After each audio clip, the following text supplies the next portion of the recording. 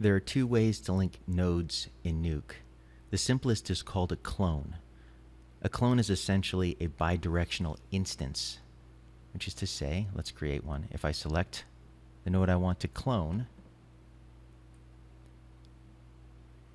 and select Edit Clone or Alt-K, it will create what looks like a duplicate of the node, but is actually an instance. You can tell by this little orange wire. It'll now copy all of the parameters from this instance to this instance. It's actually bidirectional, so if you edit one or the other, they will both get the exact same values. So I'm going to connect it to Pony here, and we'll quickly put the pony over the background also, hitting M for another merge node.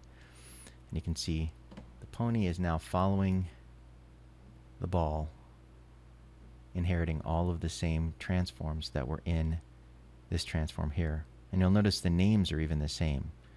They're perfect instances of each other. Now, I'm not really happy with where the pony is in the scene. I want him to be sort of riding along on the ball. If I wanted to create another transform to nudge the pony around, I can just put it before the transform that is driving it with the ball. This is a way you can create very simple hierarchies of motion in Nuke. So I'm going to select the pony and hit T. And now you can see the pony's got its own transform. I'm not happy with where this transform widget is, so I'm going to reposition it. If I hold down Control and drag the center of the widget, I can position the center point of the transform node anywhere I like. I'm going to put it near the pony's feet so that I can position the pony by its feet here. When I scale it, it'll scale about its feet and everything like that. So I'm nudging the pony and putting it right where I want it. I'm not even happy with the scale, so I'm going to use this to make the pony ride like it's going forward on the ball. And then I'm going to scale it down. Now this might seem as if it was a destructive edit,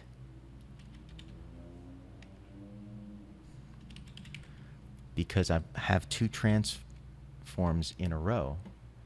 And in a lot of packages, that could actually lead to a bad situation where I've got one transform and then another, so it's going to have two filter hits. It's going to get this cubic filter hit for each transform. But in Nuke, transforms concatenate, which means they combine to form a single operation.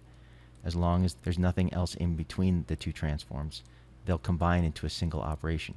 So in this case, stacking the transforms like this, there's no penalty in terms of performance or quality. So I've now nudged the pony into the position I wanted it, and one transform gets the pony in the right place, and the next one drives the motion to make the pony ride along on the ball. So this is the first way of linking nodes, using a clone. The second way that you can connect nodes is via expression links. So let's get rid of this clone. I selected it and hit delete. And now I'm simply going to just drop down another transform node, and we'll call it expression linked. Transform expression, so I don't get confused. Bring up the two that we want to link. If you'd like to expression link nodes, you can grab the fields that you would like to expression link, hold down Control, and drag the field to the field you want to expression link. And there's no restriction in expression linking like to like. I could expression link any of these curves to any other. I'm doing it this way because I want the exact things to copy over. So now these two nodes are linked, but they're using an expression instead of being an instance of each other, which means they're independent. If I wanted to take the controls of transform expression and use some of these other controls separately, I can still edit them independently of the other node, which in the case of a clone you cannot do. So I can use this to maybe override some of these things that I didn't want to have be hard connected to the other one by using an expression link to connect them rather than using a clone. So that's the basics of expression linking, but expressions can do much more than that. Rather than simply connecting one node to another, you can actually put math or expression language into them and have things be driven procedurally. So let's say that I wanted this ball to rotate according to how far it had gone in the scene, so that it rotated exactly by its circumference as it rolled along the ground.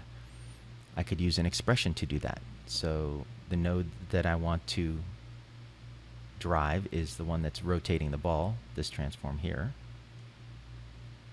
So I'll bring its properties up by double-clicking it.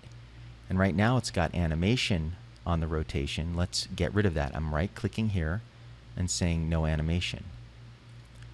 And when I do that, it will drop all the animation and keep the current value that was in the field. To bring up the expression properties, I'm going to go to my little cheat sheet of the expression I worked up in advance here. To go to the properties of this field, the expression properties, you click in the field and hit equal sign on the keyboard. And that will bring up the expressions edit dialog.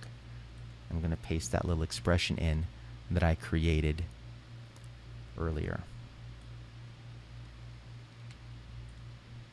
So now the expression, I'm going to click this again and hit enter so we can see it. Now this expression is what's driving the value in this field.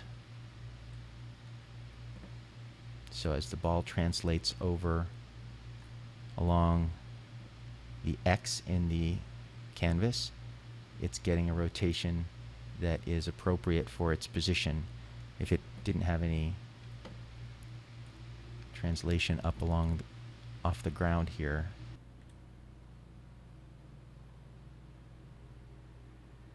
I wouldn't want to be that pony right now. So while we're still on the topic of transforms, I want to show you one more thing about the transform. By default, it does not have its motion blur enabled, which will make the motion look not so great. If you've got multiple concatenated transforms like this, the last one is the one that controls the filtering and the motion blur. So I only have to worry about adjusting the motion blur on for the last node. And this one here, to increase the motion blur, I've clicked in the field and I'm hitting the up arrow, which is called tapping up in Nuke. Anytime you're in a numeric field, you can adjust values in there by tapping up and down on the arrow keys. So I've just adjusted that to 1. So now this setup should have motion blur. You can see it's moving quite violently. So the pony is really getting quite a bit of a ride here.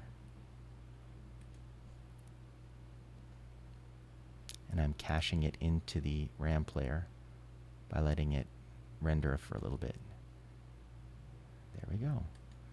Pony riding a ball, a soccer ball. Who would have thought?